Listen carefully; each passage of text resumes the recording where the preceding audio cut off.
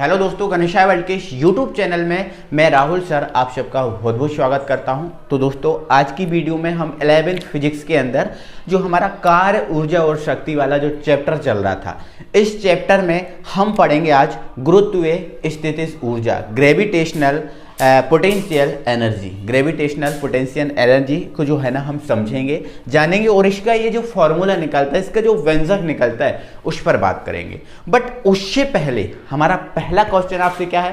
पहला क्वेश्चन ये है सर कि गुरुत्वीय जो स्थितिज ऊर्जा है वो क्या होती है? तो स्थितिज ऊर्जा तो आप जानते ही हो मेरे भाई, स्थिति परिवर्तन के कारण किसी वस्तु में जो ऊर्जा आती है वो स्थितिज ऊर्जा आती है। जैसे मान के चलो मैं यहाँ पर खड़ा हूँ, अगर मैं अपनी स्थिति को परिवर्तित करके यहाँ से यहाँ पर जाऊँ तो देखो, बोलो स्थिति में परिवर्तन हुआ और मेरी स्थिति में परिवर्तन मतलब उधर से इधर तक आने में मेरी जो ऊर्जा मेरे अंदर आई है, मेरे अंदर जो ऊर्जा आई है उसे हम क्या बोलते हैं? स्थितिज ऊर्जा। और ध्यान रखना है, स्थितिज ऊर्जा क्या है? स्थिति के कारण, स्थिति में परिवर्तन के कारण किसी वस्तु में, किसी पदार्थ में जो ऊर्जा आएगी उसे स्थितिज ऊर्जा कहेंगे। और जो स्थितिज ऊर्जा होती है मेरे भाई, इसको हम यू से व्यक्त करते हैं। स्थितिज ऊर्जा को हम किससे व्यक्त करते हैं? कैपिटल यू से व्यक्त करते हैं। अब ये ऊर्जा है, क्या है? ऊर्जा। तो ऊर्जा के मात्रक कार्य के मात्रक होते हैं, तो ऊर्जा का मात्रक वही होगा जो कार्य का मात्रक होता है। ठीक है, जैसे एसआई पद्धति में कार्य का मात्रक जूल होता है, तो एसआई पद्धति में इस स्थिति ऊर्जा का मात्रक भी क्या हो जाएगा? जूल हो जाएगा। ठीक है ना। इसके बाद सीजीएस पद्धति में कार्य का मात्रक अर्ग होता है, तो इसका सीजीएस पद्धति में मात्रक क्या हो जाएगा? अर्ग हो जाएगा। तो मात्रक कोई बात नहीं है, कोई भी ऊर्जा हो, मात्रक वही होंगे जो कार्य के होंगे। तो ये तो आपका स्थितिज ऊर्जा है। अब भाई गुरुत्वीय स्थितिज ऊर्जा क्या होती है वो हमें पता करना है। तो आपको पता है दोस्तों, अगर हम किसी भी वस्तु, देखो जैसे मान के चलो हमने इस मार्कर को ऊपर फेंक दिया, तो बट ये मार्कर नीचे आ गया। हमने फेंका मार्कर को ऊपर, बट ये मार्कर कहाँ आ गया? नीचे आ गया। क्यों आ गया?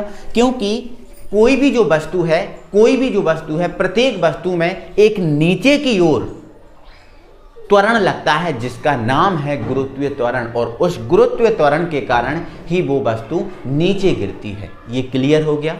कोई भी वस्तु है वो नीचे क्यों गिरती है? क्योंकि नीचे की ओर उसमें गुरुत्वीय त्वरण लगता है और गुरुत्वीय त्वरण के कारण ही वो वस्तु नीचे गिर जाती है। इतना क्लियर हो गया? तो गुरुत्वीय त्वरण कहाँ की ओर लगता है? नीचे, जिसकी ओर, जिससे क्या होता है? वस्तु नीचे गिर जाती है। क्लियर है? ओके, कोई दिक्कत नहीं है। ठीक है ना। अब यहाँ पर हम क्या पढ़ रहे हैं? गुरुत्वीय स्थितिज ऊर्जा के बारे में नॉलेज दे रहे हैं। तो देखो यहाँ पर समझना, जैसे मान के चलो ये हमारी पृथ्वी है। क्या है भाई? पृथ्वी है। और यहाँ पर इस पृथ्वी पर एक यहाँ पर पिंड डला है, या फिर मान लेते हैं यहाँ पर एक कण डला हुआ है। यहाँ पर एक पिंड या फिर एक कण डला हुआ है, और इस पिंड या कण को जो पृथ्वी है, पृथ्वी के तल पर डला हुआ है, और पृथ्वी के तल से हम इस पिंड को क्या कर रहे हैं? ऊपर उठा रहे हैं। ठीक है, यहाँ ले जा रहा है।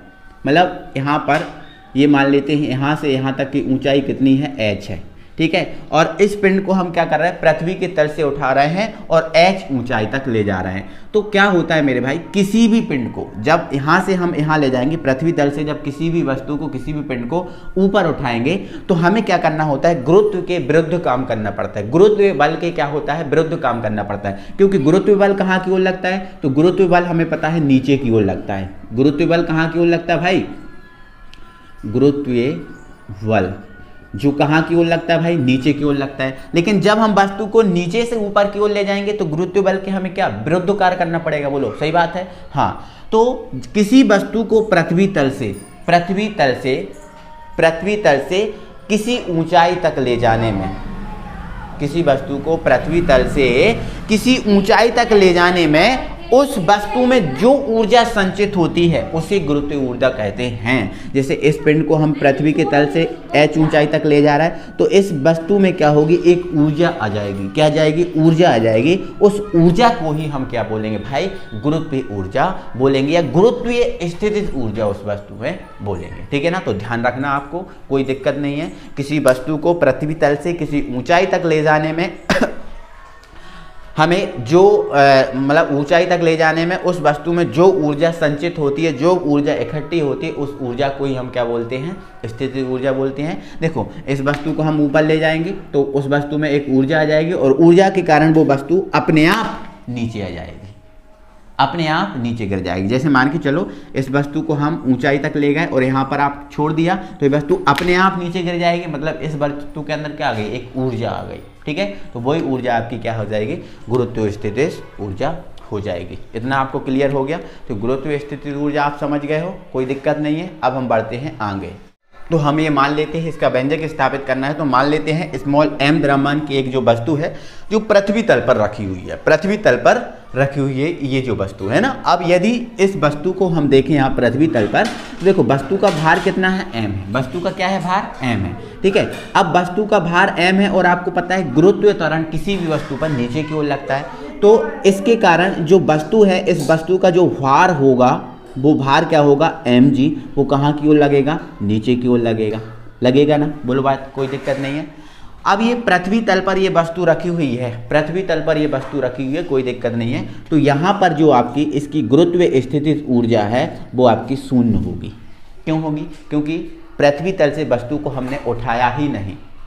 गुरुत्वीय तल, जो गुरुत्वीय तल है वो पृथ्वी तल पे रखी है, तो पृथ्वी तल से हमने जब वस्तु को उठाया ही नहीं तो गुरुत्व स्थितिज ऊर्जा उस वस्तु में आएगी ही नहीं, और जब गुरुत्व स्थितिज ऊर्जा उस वस्तु में नहीं आएगी तो गुरुत्व स्थितिज ऊर्जा का मान क्या हो जाएगा, शून्य हो जाएगा। ओके, कोई दिक्कत नहीं है। चलो अब हम क्या कर रहे हैं, इस वस्तु को जो पृथ्वी तल है, इस पृथ्वी तल से हम h ऊंचाई तक ले जा रहे हैं। कितनी ऊंचाई तक भाई, h ऊंचाई तक ले जा रहे हैं। जब हम इस वस्तु को पृथ्वी तल से h ऊंचाई तक ले जाएंगे तो हमें क्या करना पड़ेगा, गुरुत्व जो वस्तु का भार है, इस वस्तु के भार के विरुद्ध कार्य करना पड़ेगा। देखो वस्तु का भार कहाँ की ओर लग रहा है, नीचे की ओर। जब हम इसको ऊपर ले जाएंगे तो वस्तु के क्या करना पड़ेगा, हमें गुरुत्व जो इसका भार है, इस भार के विरुद्ध कार्य करना पड़ेगा, और इस भार के विरुद्ध कार्य करके हम इस वस्तु को कहाँ ले जाएंगे, h ऊंचाई तक। कितनी ऊंचाई तक, h ऊंचाई तक हम इस वस्तु को ले जाएंगे। तो इस h ऊंचाई तक हम ले जाएंगे इस वस्तु को, तो यहाँ पर इस h ऊंचाई तक इस वस्तु को ले जाने में हमें जो कार्य करना पड़ेगा, h ऊंचाई तक इस वस्तु को इधर से इधर तक ले जाने में हमें जो कार्य करना पड़ेगा वही कार्य गुरुत्व स्थितिज ऊर्जा के रूप में परिवर्तित हो जाएगा, और उसे ही हम क्या कहेंगे, गुरुत्व स्थितिज ऊर्जा कहेंगे। बोलो ना, ठीक है। तो अब हम इस गुरुत्व स्थितिज ऊर्जा का सूत्र निकालेंगे। ठीक है, तो आपका ये हो जाएगा गुरुत्वीय स्थितिज ऊर्जा, स्थितिज ऊर्जा। गुरुत्व स्थितिज ऊर्जा कब आई है, कब मिली है, जब हमने वस्तु को पृथ्वी तल से h ऊंचाई तक ले गए तब मिली है। ठीक है, तो गुरुत्व स्थितिज ऊर्जा बराबर h ऊंचाई तक वस्तु को ले जाने में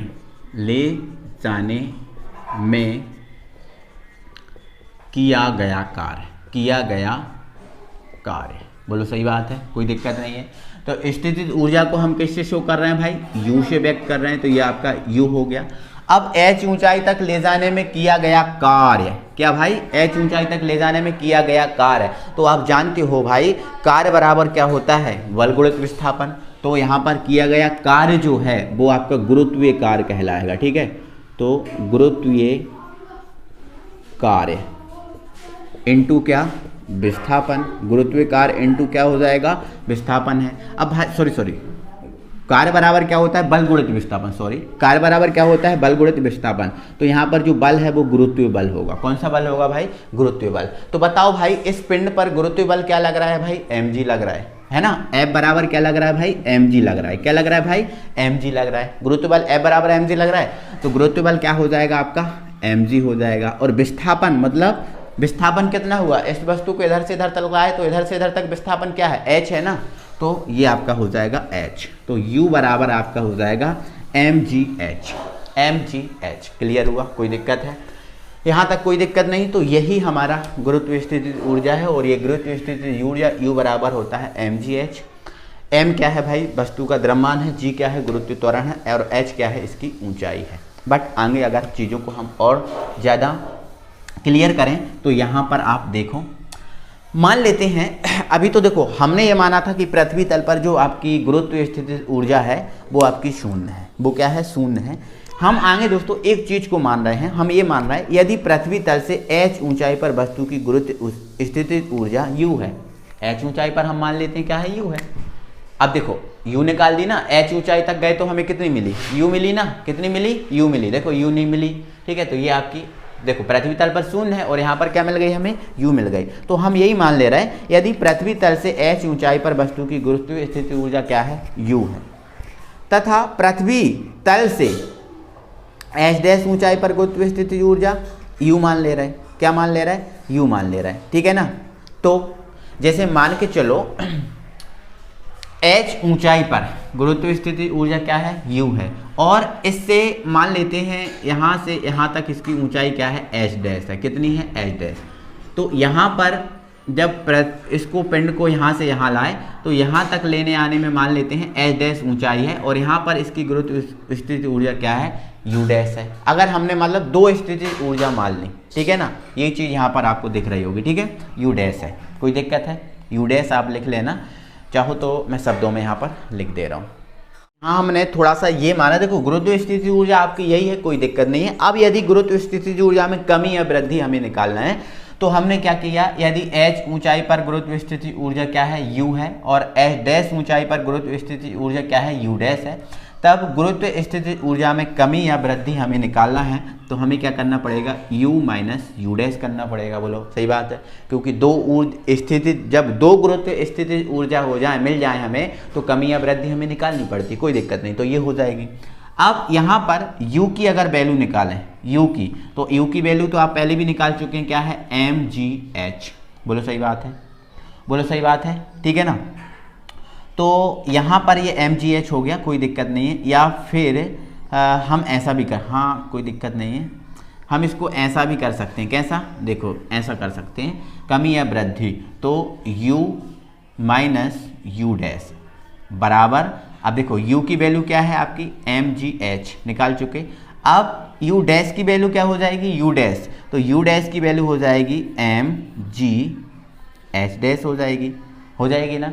अब देखो ये दो इस गुरुत्व स्थिति ऊर्जा है और दोनों में क्या है, परिवर्तन, दोनों में क्या है, परिवर्तन। तो परिवर्तन के लिए हम क्या लगा देंगे, डेल। बट है किस में परिवर्तन, गुरुत्व स्थिति ऊर्जा में, तो गुरुत्व स्थिति ऊर्जा का आपका ये रहा u, और ये आपका mg, आप दोनों में समान है तो कॉमन ले लो, और ये h माइनस h डैश। तो ये ऊंचाई में परिवर्तन है, तो ये आपका डेल u बराबर हो जाएगा mg, और ये आपका ऊंचाई में परिवर्तन, तो परिवर्तन के लिए डेल, तो ये mg डेल h। तो ये आपका गुरुत्व स्थिति ऊर्जा का सूत्र ये निकल जाएगा। समझ में आया आपको, ठीक है ना। तो इस टाइप से हम जो है ना गुरुत्व स्थिति ऊर्जा को समझ सकते हैं, सीख सकते हैं। आई होप आप सबको समझ में आया होगा, किसी को किसी भी प्रकार की कोई दिक्कत नहीं होगी। एक बार दिल से आप वीडियो को लाइक कर दो यार, सभी फ्रेंड सर्कल में वीडियो शेयर कर दो। मिलते हैं तो फिर अगली वीडियो में, तब तक के लिए thank you very much, tata bye bye and जय हिंद।